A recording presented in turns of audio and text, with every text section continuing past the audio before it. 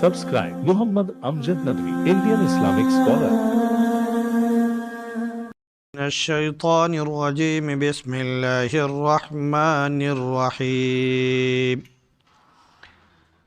وإن من شيعته لإبراهيم إذ جاء ربه بقلب سليم إذ قال لأبيه وقومه ماذا تعبدون أئفكا آلهة دون الله تريدون فما ظنكم برب العالمين فنظر نظرة في النجوم فقال إني سقيم فتولوا عنه مدبرين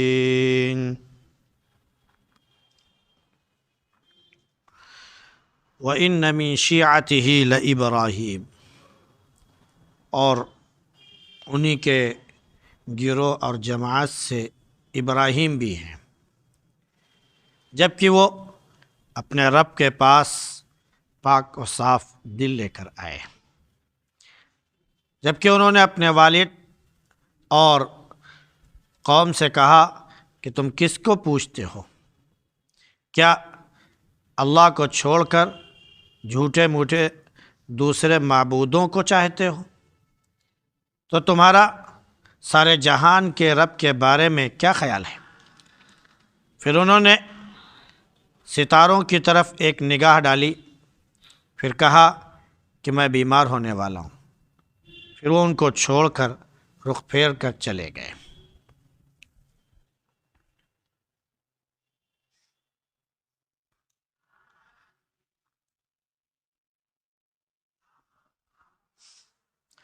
گزشتہ آیات میں حضرت نوح علیہ السلام کا ذکر تھا کہ قوم کو 950 سال دعوت دی، لیکن جب قوم نے بات نہیں مانی تو اللہ رب العزت سے دعا کی ان کی ہلاکت کے لیے۔ اللہ نے دعا قبول کی، قوم ہلاک ہوئی اور نوح علیہ السلام اور ان کے گھر والے اور ان کے ماننے والے بچ گئے، سوائے ایک بیٹے اور بیوی کے، یعنی بیوی اور بیٹا بھی کافروں کے ساتھ ڈوبنے والوں میں تھا۔ بقیہ جو لوگ تھے سب کو اللہ نے بچا لیا۔ پھر نوح علیہ السلام سے ایک نسل چلی جو بعد والوں کے لیے گویا نشان رہی اور وہ نصیحت اور عبرت رہی۔ لہذا نوح علیہ السلام پر سارے جہان کے لیے، سارے جہان میں نوح علیہ السلام پر سلامتی ہو کہ اللہ رب العزت ایسے ہی نیک لوگوں کو بدلہ دیا کرتا ہے۔ نوح علیہ السلام نیک لوگوں میں سے تھے، بقیہ جتنے لوگ تھے سب کو اللہ نے ڈبو دیا۔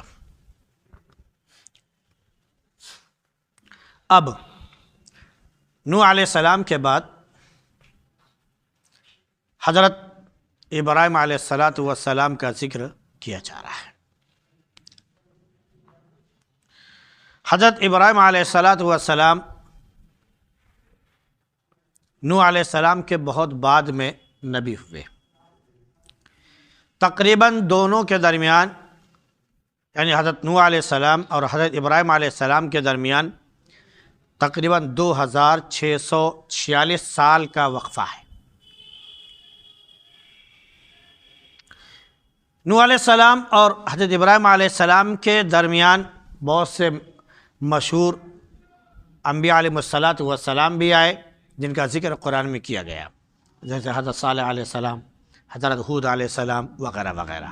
یہ ان دونوں کے درمیان میں نبی تھے۔ حضرت ابراہیم علیہ السلام کو یہ کہا گیا کہ وہ بھی انہی کے راستے پر تھے، یعنی حضرت نوح علیہ السلام جیسے اللہ کی طرف سے توحید کی تعلیم اور توحید کی شریعت لے کر آئے تھے، ابراہیم علیہ السلام بھی اسی دین پر، اسی شریعت پر قائم تھے۔ اس کا دو مفہوم ہو سکتا ہے، ایک تو یہ کہ نوح علیہ السلام کی جو شریعت تھی وہ چلتی چلی آئی تو وہی شریعت کا حصہ اور اس میں کچھ بڑھا کر کہہ لیجئے حضرت ابراہیم علیہ السلام کو عطا کیا گیا۔ دوسرے کہ جیسے ابراہیم علیہ السلام سے پہلے تمام انبیاء حق پر قائم تھے، دین فطرت پر قائم تھے، اللہ رب العزت کا بھیجا ہوا جو دین جو مذہب تھا اس پر وہ قائم تھے، ویسے ہی حضرت ابراہیم علیہ السلام بھی نبی ہوئے اور اللہ کے بھیجے ہوئے دین پر قائم تھے۔ اس لیے کہا گیا کہ ابراہیم انہی کی جماعت، انہی کے گروہ سے تھے، یا یوں کہہ لیجئے کہ انہی کی راہ پر چلنے والوں میں سے تھے، کیونکہ رب کے پاس بالکل صاف و شفاف بے گناہ، گناہوں سے پاک دل لے کر آئے۔ انہوں نے اپنے والد سے اور اپنی قوم سے کہا کہ تم کس کو پوجتے ہو، تم کس کی عبادت کرتے ہو؟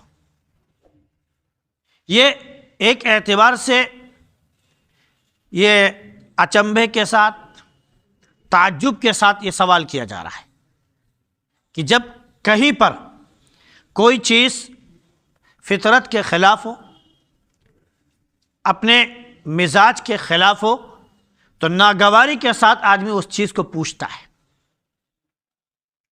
مثال کے طور پر ایک پڑھا لکھا باپ ہے، اونچے عہدے پر موجود ہے، اب اگر اس کا بیٹا کوئی دوسری حرکتیں کرنے لگے تو باپ پوچھتا ہے تم کر کیا رہے ہو؟ تمہاری سمجھ میں نہیں آ رہا کہ تم کدھر جا رہے ہو؟ کون سا راستہ تم نے اختیار کیا ہے؟ تو یہ نبی کے لیے تو بدرجہ اولا یہ صفت پائی جاتی ہے، کیونکہ نبی ایک اللہ کی طرف دعوت دیتا ہے، سچی شریعت، سچے دین کی طرف دعوت دیتا ہے، اور قوم جو ہے ایک اللہ کو جو حقیقی معبود ہے چھوڑ کر غیر اللہ جو جھوٹے موٹے معبود ہیں ان کی پوجا کر رہی ہے، تو نبی تعجب کے ساتھ، حیرت کے ساتھ یہ پوچھے گا ماذا تعبدون، تم کس کو پوچھ رہے ہو؟ ائفکن آلیۃ دون اللہ تریدون، یہ جھوٹے موٹے معبود جن کو تم نے تراشا، خود بنایا، ہتھیار سے اور اوزاروں سے انہیں تراشا، ان کو ایک شکل دی، ان کو تم نے پوجنا شروع کر دیا اور اللہ کو چھوڑ دیا۔ تو ابراہیم علیہ السلام نے اپنے باپ سے بھی کہا اور اپنی قوم سے بھی کہا کہ تم کس کی عبادت کر رہے ہو؟ تو بیچ میں ایک بڑا مکالمہ بھی ہے جو دوسری جگہوں پر اس کا ذکر ہے، یہاں تک کہ وہ مخاصمت اور آپس میں ایک دوسرے کا اختلاف بہت حد تک بڑھا، نوبت یہاں تک آئی کہ باپ نے کہا کہ یہاں سے نکل جاؤ ورنہ تمہیں ہم پتھروں سے مار مار کر ہلاک کر دیں گے۔ ابراہیم علیہ السلام نے کہا ٹھیک ہے ہم جا رہے ہیں، اللہ سے اپنے دعا کریں گے کہ اللہ آپ کو ہدایت نصیب فرمائے۔ بہرحال ان کو یہ قوم کو دعوت دی اور انکاری صفت کے ساتھ دعوت دی کہ صرف ایک معبود اللہ ہے، اس کے علاوہ کوئی دوسرا معبود نہیں ہے۔ پھر ان سے پوچھا بھی فما ظنکم برب العالمین، یہ بہت سے معبود جو تم نے بنا رکھے ہیں یہ کیوں بنا رکھے ہیں؟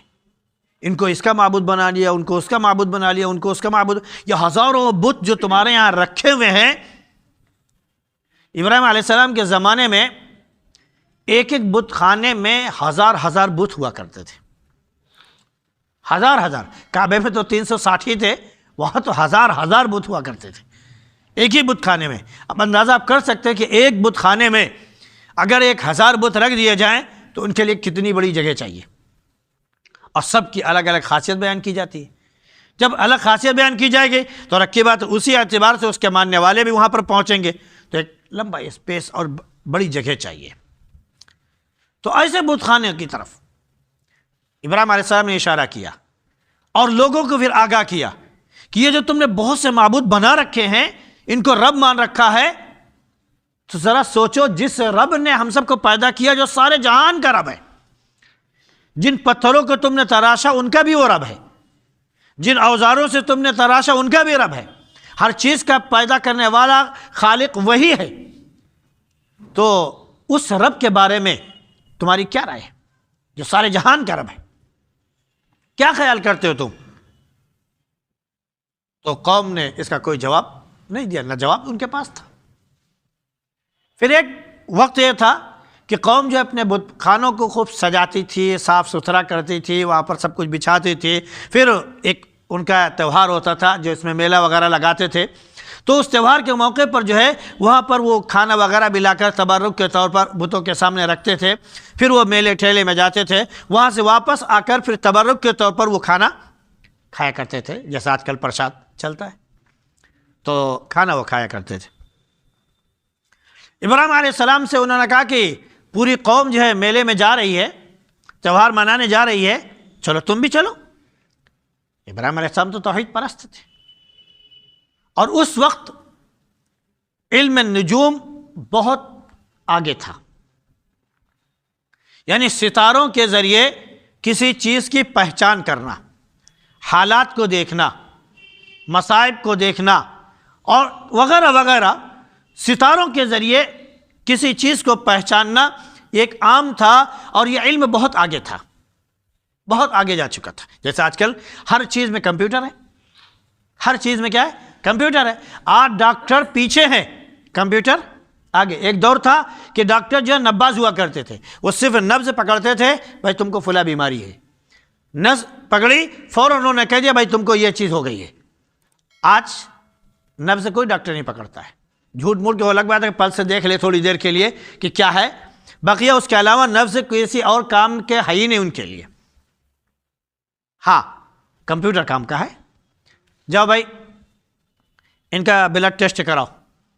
अब वो ब्लड भी आखिर वही आला ही है जिसमें चेक होगा, कंप्यूटर में उसको ले गया, उसको चेक किया, कंप्यूटर उसको देखा, हाँ भाई आपके खून में ये खराबी बताई जा रही है, आपको शुगर हो गई है, आपको ये हो गया है, आपके क्या बोलते हैं कि ब्लड प्रेशर हाई हो गया है, आपको टीबी हो गया है, आपको कैंसर हो गया है, आपको नज़ला हो गया है, आपके अंदर की ये आपके अंदर के जो फेफड़े हैं वो ख़राब हो गए हैं। तो ये कौन बता रहा है?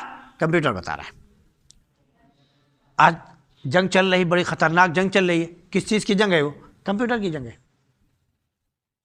कंप्यूटर ने सब कुछ तैयार कराया, और सिर्फ एक खटका दाबा, मालूम है कि बड़ी से बड़ी मिसाइल जाके धड़ाम से अपने निशाने पर पड़ जा रही है। ये उनका अपना निशाना नहीं है, वो कंप्यूटर का निशाना है जो वो बता रहा है। तो हर चीज़ में आज कंप्यूटर आ गए। तो उस वक्त इल्म नुजूम बहुत आगे था। इब्राहिम अलैहिस्सलाम ने भी उनको ये समझाने के लिए कि तुम इल्म नुजूम पर बहुत ज़्यादा यकीन रखते हो, उसी को देख कर हम बताते हैं। फ़नज़रा नज़रतन फ़िन नुजूम, आपने सितारों की तरफ ऐसे निगाह उठाई, उसके बाद कहा इन्नी सकीम, मुझे तो कुछ बीमारी का एहसास हो रहा है, ऐसा लग रहा है कि मैं बीमार होने वाला हूँ। इसका दो तर्जुमा किया जाता है, एक तो ये कि सीधा सीधा मैं बीमार हूँ, दूसरा सकीम जो है इसके माने होते हैं होने वाला, करने वाला, जाने वाला, पीने वाला, खाने वाला। इस तरह की जो अल्फाज इस्तेमाल होते हैं, जो इसमें फ़ाइल कहलाता है, उसमें वाला का लफ्ज़ इस्तेमाल होता है। तो मतलब यह है कि अभी मैं कर नहीं रहा हूँ, करने वाला हूँ। अभी मैंने सफ़र नहीं किया, सफ़र करने वाला हूँ। तो इब्राहिम अलैहिस्सलाम का इन्नी सकीम, एक तो सीधा सीधा मफ़हूम कि मैं बीमार हूँ, दूसरा मफ़हूम कि लग रहा है कि मैं बीमार होने वाला हूँ। होता है ना कि आदमी को आसार दिखाई पड़ने लगते हैं, नज़ला हो जाता है, चेहरा बदल जाता है, ऐसा लग रहा है कि हम बीमार होने वाले हैं। होता है, हम लोगों को भी एहसास होता है। तो इस तरह अगर इसको बीमार होने वाला हो तब तो कोई मसला ही नहीं, ये सबके साथ होता है। लेकिन अगर इसका मफ़हूम सीधा सीधा लिया जाए कि मैं बीमार हूँ, हालांकि इब्राहिम अलैहिस्सलाम बिल्कुल ठीक ठाक थे, बिल्कुल सही सालिम थे। अब हम में से हर आदमी बैठा हुआ है, अगर बज़ाहिर देखा जाए तो हम में से किसी को कोई बीमारी नहीं है। बीमार तो उसे कहते हैं जो बिस्तर पर जाकर लेट जाए, बीमार तो उसे कहते हैं जो उठ नहीं पा रहा है, बीमार तो उसे कहते हैं जो करा रहा है, बीमार तो वो है जो अपनी बीमारियों में मुब्तला है और उसके बाद दूसरे लोग उसकी खिदमत में लगे हुए, असल बीमार तो वही कहलाता है। लेकिन जो चल रहा है, फिर रहा है, खा रहा है, दौड़ रहा है, कर रहा है अपना काम, तो थोड़ा बहुत अगर उसको बीमारी है तो उसको बीमार नहीं कहते और फ़ाम में। लेकिन बहरहाल अगर थोड़ा बहुत भी बीमारी है तो बीमारी है। थोड़ा सा अगर आपको ज़ख़म भी लगा हुआ है तो बहरहाल आप बीमार हैं, ज़ख़म लगा हुआ आपको हल्का सा एहसास सर्दी का हो रहा है, अलग बात है बीमार नहीं है, लेकिन आप बीमार हैं क्योंकि वो मामूल और फितरत के थोड़ा सा अलग हो गए उससे। तो इब्राहिम अलैहिस्सलाम ने कहा कि मैं बीमार हूँ। तो देखा जाए इस एतबार से तो ये गोया कि एक किस्म का झूठ हो गया। हदीस शरीफ में भी आता है कि अल्लाह के नबी सल्लल्लाहु अलैहि वसल्लम ने फरमाया कि इब्राहिम अलैहिस्सलाम ने 3 झूठ बोले थे जो हकीकत में झूठ नहीं थे। देखा जाए तो वो झूठ भी हो जाएगा, अगर उसके अंदर तहकीक की जाए तो वो झूठ नहीं होगा। इसको अरब के एक जुमले से आपको समझाते हैं। बहुत से अरब बैठे हुए थे, तो एक शख्स को देखा बिल्कुल सही सालिम है, बैठा हुआ है, सब लोग आपस में बातें कर रहे थे, अचानक वो धड़ाम से गिरा और इंतकाल हो गया। بالکل صحیح سالم. تو کسی نے کہا ارے یہ تو بالکل صحیح سالم تھا, ٹھیک ٹھاک تھا, یہ اچانک اس کو ہوا کیا, گرا مر گیا. تو ایک عرب نے کہا کہ جس کے اوپر موت کی رسی لٹکی ہوئی ہو یا موت کی رسی بندھی ہوئی ہو, کیا تم اس کو صحیح سالم سمجھتے ہو؟ وہ تو سراپا بیمار ہے. تو اس کے اوپر موت کی رسی لٹکی ہوئی تھی, وہ بیمار تھا, مر گیا. اس جملے میں کہتا ہے اگر دیکھا جائے تو ہر ایک کے اوپر موت کی رسی لٹکی ہوئی ہے. ہم میں سے کسی کو موت سے مفر ہو تو بتا دے. کوئی شخص کہے کہ ہم کو موت نہیں آنی ہے. آج کے دور میں کسی شخص نے پورے انتظامات کیے تھے کہ ہم کو 100 سال سے زیادہ زندہ رہنا ہے, پورے انتظامات کیے تھے, ڈاکٹر ہر وقت موجود, کوئی بیماری ہو جائے اس کے علاج کے لیے ہر وقت موجود. فرض کر لیجئے کڈنی فیل ہو جائے, کڈنی دینے والا موجود, فلاں چیز ہو جائے تو فلاں چیز دینے والا موجود. ہر طرح کے ڈونیشن کرنے والے اس کے ساتھ موجود تھے, اور ہر طرح کا ذرا سے بھی کوئی بیماری ہو جائے فوراً چیک اپ, فوراً علاج. 45 سال زندہ رہا, اس سے زیادہ نہیں رہا, مر گیا. تو موت تو آنی ہے, اپنے وقت پر آنی ہے, چاہے جتنی ہم تدبیریں اختیار کر لیں. تو بہرحال موت کے اس سے دیکھا جائے تو بہرحال سب بیمار ہیں, ورنہ تھوڑا بہت تو بیماری سب کو ہوتی ہے, اس میں کوئی شک نہیں. اس اعتبار سے بھی دیکھا جائے تو سبھی بیمار ہیں. اللہ کے نبی صلی اللہ علیہ وسلم فرمایا کہ دیکھو, ایک مرتبہ پورا نقشہ ایسے کھینچا چوکور, اور اس میں 3 نشان دائرے میں رکھے, ایک نشان باہر نکال دیا لکیر کھینچ کے. اپنے زمین پر واقع نشان بنایا. حدیث شریف میں وہ نشان آج بھی اسی طرح نقشہ موجود ہے. آپ نے فرمایا کہ یہ دیکھو یہ بیماریاں ہیں, یہ چاروں طرف سے انسان کی موت ہے, یہ موت ہے, اور یہ چاروں طرف جو ہے یہ بیماریاں ہیں جو موت کو دعوت دے رہی ہیں کہ انسان بالکل موت کے قریب پہنچ جاتا ہے پھر ٹھیک ہو جاتا ہے. تو اللہ فرماتا ہے یا فرشتے کہتے ہیں چلو اب کی مرتبہ اس بیماری سے ٹھیک ہو گیا, اگلی بیماری پھر آئے گی, اس سے ٹھیک ہو گیا اگلی بیماری پھر آئے گی. ہوتا یہی سا کہ اتنا انسان کمزور ہو جاتا ہے, ایسا لگتا ہے کہ اب مرے گا تب مرے گا, پھر زندہ ہو جاتا ہے. آئی سی یو میں آدمی جاتا ہے, آئی سی یو کا مطلب کیا ہوا, تقریباً یوں کہہ لیجئے کہ مردہ ہو چکا ہے, وہ اب وہ بیکار ہے, وہ نہ چل سکتا, نہ پھر سکتا, نہ کھا سکتا, نہ سوچ سکتا ہے, نہ کچھ ہے, وہ بس اسی میں پڑا ہوا ہے. ہاں علاج ہوتا ہے, پھر آتا کہتا بھائی مجھے زندگی مل گئی. تو بالکل مرنے کے قریب جاتا ہے بیماری کو جیسے, پھر زندہ ہو جاتا ہے. ایک مرتبہ کیا ہوتا ہے کہ اس کی موت آتی ہے اور اس کی خواہشات آگے بڑھ جاتی ہیں, یعنی موت سے آگے بھی اس کی خواہشات آگے چلتی ہے, اور موت اسی دائرے کے اندر رہ جاتی ہے, آگے نہیں جا سکتی. تو بہرحال ابراہیم علیہ السلام نے کہا کہ میں بیمار ہوں. تو ایک تو یہ جھوٹ جس کی تعویل ہم نے آپ کے سامنے بتا دی کہ بیمار نہیں تھے, لیکن بہرحال آپ تنہائی چاہتے تھے کہ قوم ادھر جائے جن کو اپنے بتوں پر اعتبار ہے, تو اس کی وجہ سے ہم ان کے بتوں کو ہی اب کی ہم ان کا قصہ تمام کر دیں, پھر کہیں گے دیکھو جن کو تم پوچھتے ہو ان کا کیا حال ہے. اس وجہ سے آپ نے بہانہ کیا اور کہا میں بیمار ہوں. ایک موقع پر آپ نے کہا تھا کہ جب بت توڑ دیے تب لوگوں نے پوچھا کہ انت فعلت ھذا بآلہتنا یا ابراہیم, ابراہیم یہ ہمارے بتوں کے ساتھ تم نے حرکت کی ہے, ان بتوں کو تم نے توڑا ہے.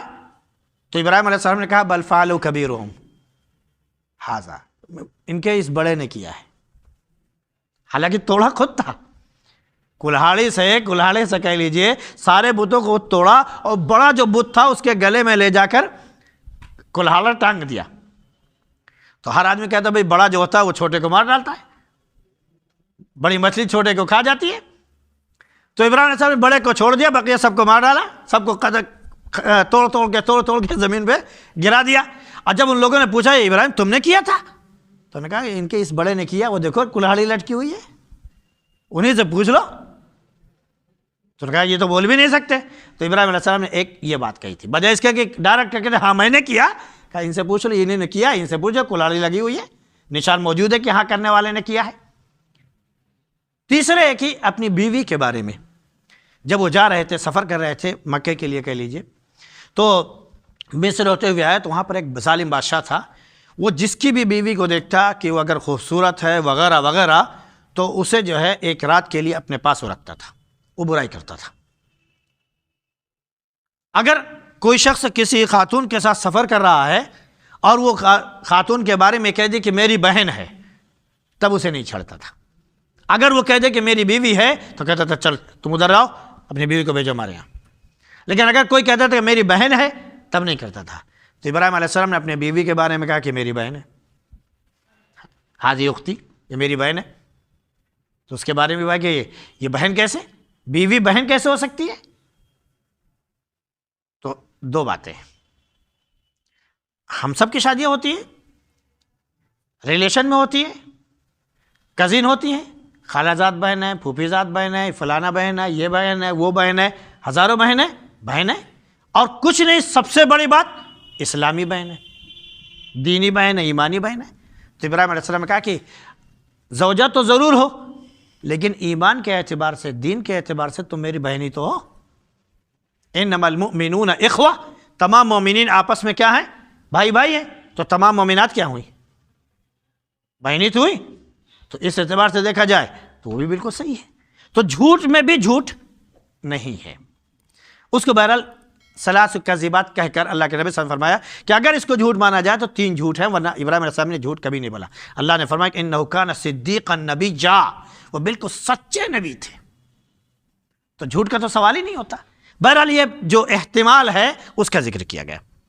تو نجوم کی طرف بادشاہ جو ہوا کرتے تھے وہ بھی جانتے تھے. اللہ کے نبی صلی اللہ علیہ وسلم کی جب پیدائش ہوئی تو اس وقت ہرقل بادشاہ جو روم یا ایران میں تھا وہ بھی نجوم دیکھا کرتا تھا. ستاروں کے ذریعے وہ حالات پہچانتا تھا، گردش ایام دیکھا کرتا تھا. تو ایک دن وہ ستاروں کا مطالعہ کر رہا تھا ایسے، تو بہت مایوس ہو گیا. اس کے کسی مصاحب نے کہا کہ حضور آپ کی طبیعت آج کچھ غیر سی لگ رہی ہے، کیا طبیعت میں گرانی ہے، کچھ طبیعت خراب ہے؟ تو اس نے بڑی مایوسی کے ساتھ کہا نہیں ایسا کچھ نہیں ہے، آج میں ستاروں کا مطالعہ کر رہا تھا دیکھ کر، تو مجھے اس میں یہ چیز دکھائی پڑی کہ ختنہ کرانے والے جو لوگ ہیں جو ہماری حکومت کو کھا جائیں گے وہ بادشاہ پیدا ہو گیا ہے. تو اس کے مصاحب نے کہا کہ حضور ایسے آپ پر پریشان نہ ہو، کیونکہ ختنہ جو لوگ کراتے ہیں وہ صرف یہودی ہیں، اور یہودی ہمارے خلاف سرکشی کر سکے ایسا ہو ہی نہیں سکتا ہے.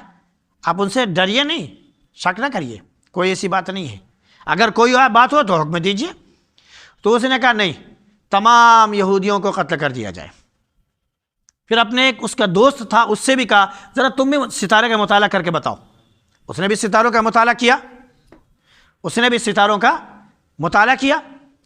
تو اس نے بھی یہ کہا کہ جو آپ نے دیکھا ہے میں بھی اس کی تائید کرتا ہوں. یعنی وہ ختنے والے جو قوم ہیں، لوگ ہیں، ان کا بادشاہ پیدا ہو چکا ہے. تو اسی وقت غسان سے کچھ لوگ آئے ہوئے تھے، وہاں پر بات چیت کی تو معلوم ہوا کہ ان کے ذریعے معلوم ہوا کہ نبی کریم صلی اللہ علیہ وسلم کی پیدائش ہو چکی ہے. تو اس نے غسان والوں نے بتایا کہ ہاں عرب کے لوگ جو ہیں وہ ختنہ کراتے ہیں. کہا یہ وہی ہے. تو ان میں سے ایک شخص نے کہا، اور کسی نجومی نے کہا جی کہ پیغام دے رہے جو اچھا علم رکھنے والے تھے، انہوں نے کہا کہ وہ بادشاہ نہیں، وہ نبی ہیں. تو اس نے کہا انہی کے ذریعے مجھے ڈر ہے. تو اس وقت اہل نجوم بہت موجود تھے، نجوم کا علم رکھنے والے کافی لوگ موجود تھے.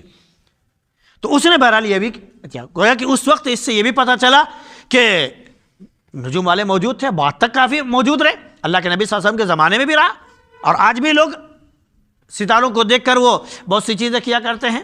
یہ الگ بات ہے کہ یہ علم تقریباً ناپید ہو گیا ہے، تقریباً ختم سا ہو گیا ہے، تھوڑا بہت باقی ہوتا الگ بات ہے. تو ابراہیم علیہ السلام نے نجوم کی طرف دیکھا، ستاروں کی طرف، کہا میں بیمار ہوں. یہ ابراہیم علیہ السلام نے کیا. فَتَوَلَّوْا عَنْهُ مُدْبِرِينَ. تو لوگ جو ہے ابراہیم علیہ السلام کو چھوڑ کر چلے گئے. چلو بیمار ہے. اچھا بیماری کیا تھی؟ کوئی نہیں تھی. بعض اس میں آتا ہے کہ ابراہیم علیہ السلام نے کہا کہ انی طاعین، مجھے طاعون ہو گیا ہے، مجھے طاعون ہو گیا ہے. تو بہرحال اس وقت کی کوئی خاص بیماری تھی، طاعون تو اب بھی بہت مشہور ہے. تو وہ ایک بیماری تھی، اس سے لوگ دور بھاگا کرتے تھے. جیسے آج کے دور میں جب علاج نہیں تھا تو ٹی بی اگر کسی کو ہو جاتا تو لوگ اس سے بہت دور ہوتے. اگر وہ کھانس دے تو ناک بند کر کے لوگ بھاگا کرتے تھے، ارے اس کے قریب مت جاؤ، اس کو ٹی بی ہے، تم کو بھی ہو جائے گا. یہاں تک کہ دیہاتوں میں ٹی بی کا نام بھی لینا گناہ تھا.